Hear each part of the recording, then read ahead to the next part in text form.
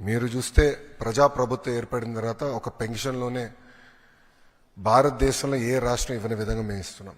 వృద్ధులకి 1000 రూపాయలు పెంచాం, వికలాంగులకి 3000 రూపాయలు పెంచాం, బెడ్కే పరిమితం అవుతే 15,000 రూపాయలు ప్రతి నెల ప్రభుత్వం ఇస్తుంది. భారతదేశంలో ఏకైక ప్రభుత్వం ఇస్తుంది, అది ఆంధ్ర రాష్ట్ర ప్రభుత్వం.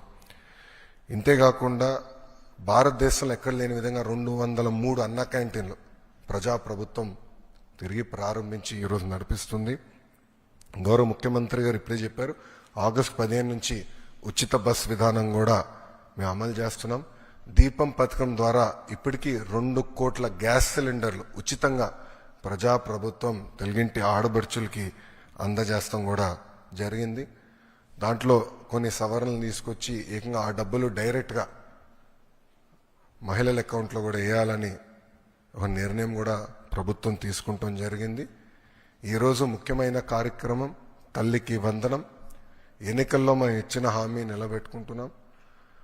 ఆనాడు చాలా స్పష్టంగా ఎంతమంది పిల్లలుంటే అంతమంది పిల్లలకి తల్లికి వందనం ఇస్తానని హామీ ఇచ్చాం. దాంట్లో భాగంగా జియో ఇచ్చాం. ఈ రోజు నుంచి డబ్బులు తల్లుల అకౌంట్లో కూడా పడతాయి. 13,000 రూపాయలు తల్లి అకౌంట్లో పడుతుంది. 2,000 రూపాయలు మెయింటెనెన్స్ గ్రాంట్ కింద స్కూల్స్లో మెయింటెనెన్స్ కోసం ప్రభుత్వం ఆ నిధులు కూడా ఖర్చు పెడతాం జరుగుతుంది. సో భారతదేశంలో ఎవరు చేయని విధంగా సంక్షేమ అభివృద్ధి కార్యక్రమాలు ప్రభుత్వం ఈరోజు చేస్తాం జరుగుతుంది.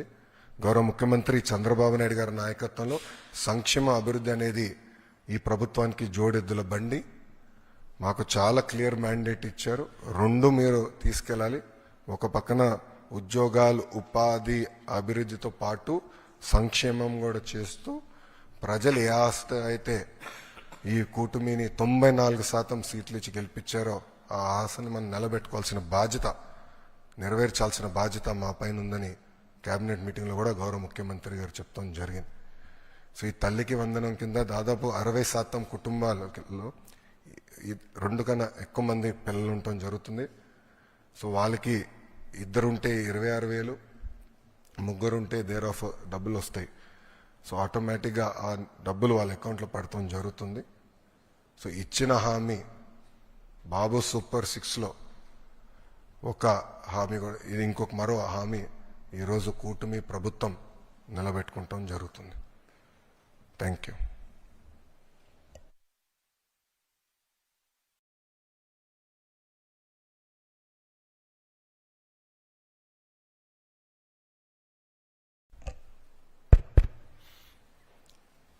అందరికీ నమస్కారాలు. ఎగ్జాక్ట్గా ఈ రోజుటికి